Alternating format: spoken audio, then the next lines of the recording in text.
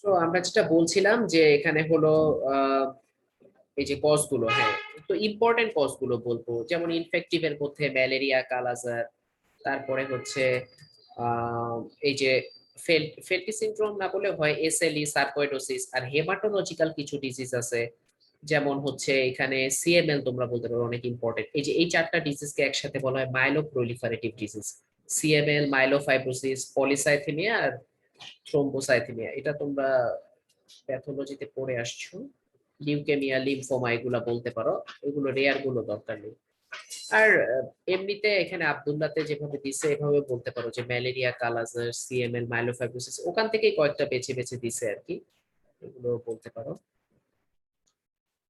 এই যে massive splenomegaly যেটা বললাম তখন, যে which cross the mid line, তো ম্যাসিভ স্প্লিনোমেগালি ডেফিনেশনই হচ্ছে যেটা হলো মিড লাইন ক্রস করে, সেটা হচ্ছে এই যে ম্যালেরিয়া, কালাজার, সিএমএল, মাইলোফাইব্রোসিস, এই চারটাই মেইন। আর সিএলডি উইথ পোর্টাল হাইপারটেনশন এটা সব সময় না, আহ, তবে এটা বলতে পারো, সমস্যা নেই।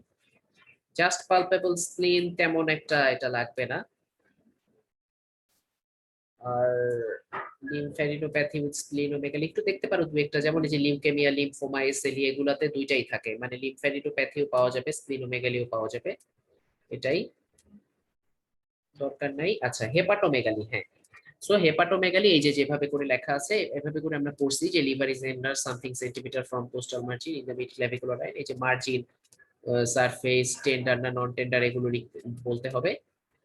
সো হেপাটোমেগালির কজ গুলো কি কি হতে পারে? হেপাটোমেগালির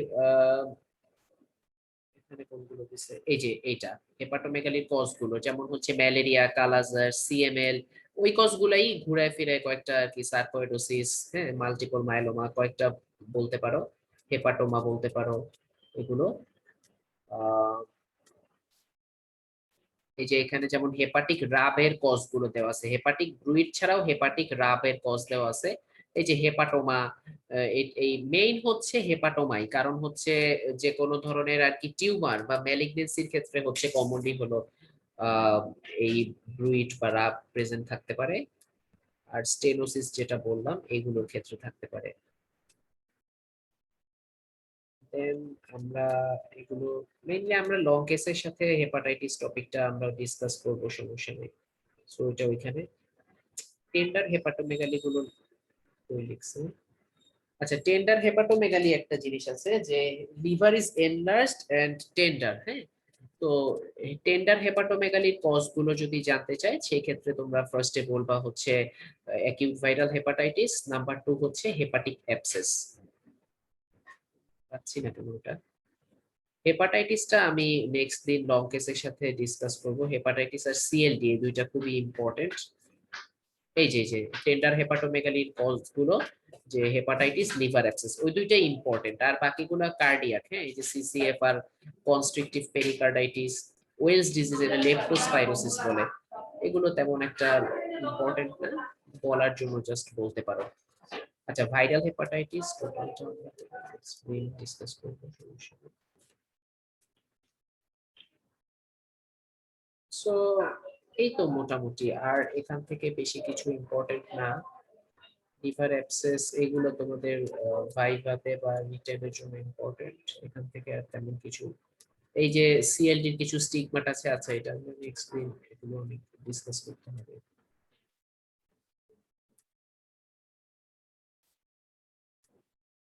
এই তো মোটামুটি, আর তেমন কিছু নাই আপাতত। শর্ট কেস এক্সামিনেশন অ্যাবডোমেনে মেইনলি ওইটুকুই করতে হয়। আচ্ছা হ্যাঁ, এসআইটিসটা আছে, এটা খুবই ইম্পর্টেন্ট। সো এসআইটিস এ আমরা কি বলবো, এই যে general distension of the abdomen, flanks are full, umbilicus everted পাবো পেশেন্টে, shifting dullness present, fluid thrill যদি থাকে তাহলে প্রেজেন্ট, নাইলে নাই।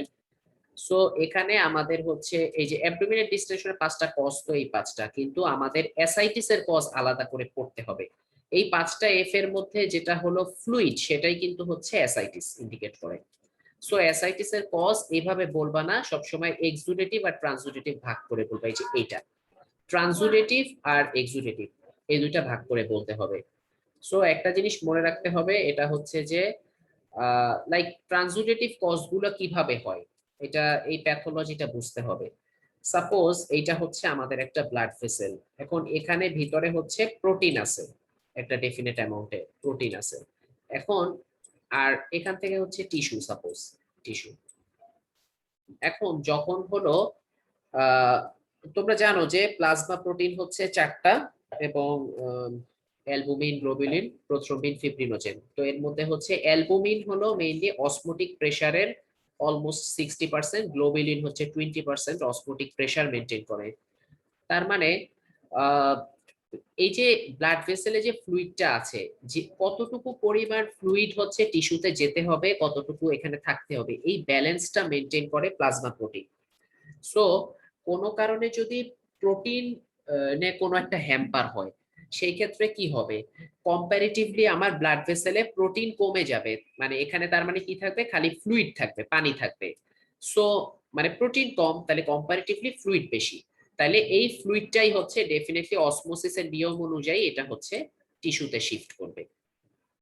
এই টিস্যুতে শিফট করারই বিভিন্ন মানে ম্যানিফেস্টেশন হচ্ছে প্লুরাল ইফিউশন, অ্যাসাইটিস, তারপরে জেনারেলাইজড ইডিমা হয় সারা শরীরে, লেগ ইডিমা।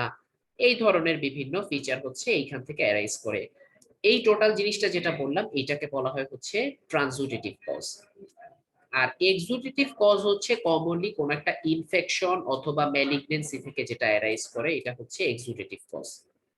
সো আমাদের এই জিনিসটা মনে রাখতে হবে। সো আমরা যদি হচ্ছে ট্রান্সুডেটিভ কজ গুলো দেখি, ট্রান্সুডেটিভ কজ এই যে সিএলডি উইথ পোর্টাল হাইপারটেনশন, এটার কিন্তু লং কেস থাকবে, অনেকগুলা থাকবে, মানে যতগুলো সিএলডি পেশেন্ট ওয়ার্ডে থাকে দেয়া হয় কমনলি। সো এটা সবসময় মনে রাখতে হবে। Number 1, CLD with portal hypertension কি হচ্ছে, এখানে লিভার যেহেতু হচ্ছে সিরোসিস হয়ে যাচ্ছে, এখানে প্রোটিন সিনথেসিস হবে না। সো অবভিয়াসলি যেটা বললাম ওইভাবে করে ট্রান্সুডেটিভ কজে ইডিমা হবে। Number 2, nephrotic syndrome. এটা তোমরা পেডিয়াট্রিক্সে দেখবা যে নেফ্রোটিক সিনড্রোমে কি হয়, ম্যাসিভ প্রোটিনিউরিয়া। ম্যাসিভ প্রোটিনিউরিয়া হলে সব প্রোটিন বের হয়ে যাচ্ছে, মোর দেন 3.5 গ্রাম পার ডে প্রোটিন প্রোটিন ইউরিনের সাথে চলে যায়, যার কারণে পেশেন্টের হলো হাইপো অ্যালবুমিনেমিয়া ডেভেলপ করে। তারপরে কনজেস্টিভ কার্ডিয়াক ফেইলিয়ার, সেম কথা, মিক্স সিনড্রোম। আর এই যে হাইপোপ্রোটিনেমিয়ার কজ গুলো যেমন মানে মানে পেশেন্ট প্রোটিন খাচ্ছে কম, ম্যাল নিউট্রিশন যেটা, আর তার শরীরে অ্যাবজর্ব হচ্ছে কম, ম্যাল অ্যাবজর্পশন, এই জন্য প্রোটিন কম। This are the transudative cause. আর এক্সুডেটিভ কজ কি কি মেইনলি বললাম, ইনফেকশন আর ম্যালিগনেন্সি সবচেয়ে কমন। ইনফেকশনের মধ্যে কি পেরিটোনাইটিস, সেটা টিউবারকুলার হতে পারে অথবা ব্যাকটেরিয়াল হতে পারে। সো পেরিটোনাইটিস আসবে সবার আগে, নাম্বার 1। আর ম্যালিগনেন্সি হতে পারে, ইন্ট্রা অ্যাবডোমিনাল ম্যালিগনেন্সি গুলো যেগুলো আছে, স্টোমাকে হতে পারে, এই ইয়েতে হতে পারে, কোলনে হতে পারে, হ্যাঁ এই ধরনের। কোলাজেন ডিজিজ যেমন হচ্ছে SLE, rheumatoid arthritis, mainly SLE এর সাথেই এটা অ্যাসোসিয়েটেড থাকে বেশি। মিক্সিডিমা, এটা হচ্ছে হাইপোথাইরয়েডিজম, জানো, বার্চিয়ারি সিনড্রোম, অ্যাকিউট প্যানক্রিয়াটিস, এগুলো রেয়ার। সো এইগুলা হচ্ছে ইউজুয়ালি অ্যাসাইটিস এর কজ। এটা খুবই ইম্পর্টেন্ট, যেটা ভালো করে জানতে হবে। আর যেটা হলো আমরা ওই যে সিএলডি পড়ার সময় পাবো যে স্প্লিনোমেগালি উইথ অ্যাসাইটিস, এটা কিন্তু সব number 1 decompensated CLD with portal hypertension. এছাড়া এই যে এসএলই এর কথা বললাম, লিম্ফোমা, লিউকেমিয়া সবখানেই থাকে। এগুলা হচ্ছে মেইনলি মনে রাখতে হবে। এবং এই অ্যাসাইটিক ফ্লুইড আবার কি রকম, সেটার কালার দেখে আমরা হচ্ছে একটা ডায়াগনোসিস করতে পারি। যেমন কালারটা যদি হয় হিমোরেজিক, মানে ব্লাড আসছে অ্যাসাইটিক ফ্লুইডে, অ্যাসাইটিক, আচ্ছা, সিএলডি বা যে কোনো অ্যাসাইটিস এর ট্রিটমেন্টে কিন্তু আমরা প্যারাসেন্টেসিস করি। প্যারাসেন্টেসিস মানে কি, আমরা অ্যাসাইটিক ফ্লুইড ড্র করব। সো আমরা যখন অ্যাসাইটিক ফ্লুইড ড্র করছি, আমরা তারপরে দেখবো যে এটার কালার বা কন্ডিশন কিরকম। সো এটাই হিমোরেজিক পাওয়া মানেই হচ্ছে এটা ট্রমাটিক অথবা ম্যালিগনেন্সি, অথবা এই যে তোমরা গাইনিতে রাপচার্ড একটোপিক প্রেগন্যান্সি করছো, এইগুলা হচ্ছে কমন, কিছু একটা রাপচার হয়ে গেছে, হিমোরেজ হয়ে গেছে, এই ধরনের কিছু, অথবা কোনো ব্লিডিং ডিসঅর্ডার থাকতে পারে, পেশেন্টের অ্যান্টিকোয়াগুলেন্ট খেতে পারে, এইসব কিছু। স্ট্র কালার্ড মানে হচ্ছে ইউজুয়ালি টিবি, এটা সবসময়, এটা সিএসএফ এর ক্ষেত্রেও তাই, স্ট্র কালার্ড হওয়া মানে টিবি। আর ক্লাউডি হওয়া মানে হচ্ছে ব্যাকটেরিয়াল ইনফেকশন, সবসময় এটাই হয়। এসপিবি মানে subacute bacterial peritonitis.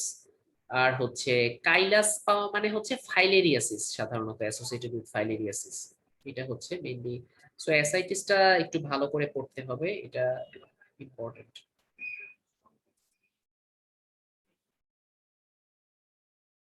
Anyway abdominal মাস এভাবে জেনারেলি আসলে এইভাবে করে পরীক্ষায় আসে না, মাস টাস এভাবে ধরে না, কারণ কার্সিনোমার পেশেন্ট সাধারণত থাকে না পরীক্ষায়।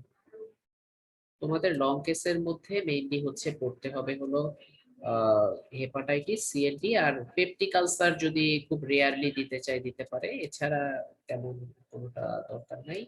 আইবিডি এমবিবিএস লেভেলে তেমন একটা লাগে না। So, এই তো মোটামুটি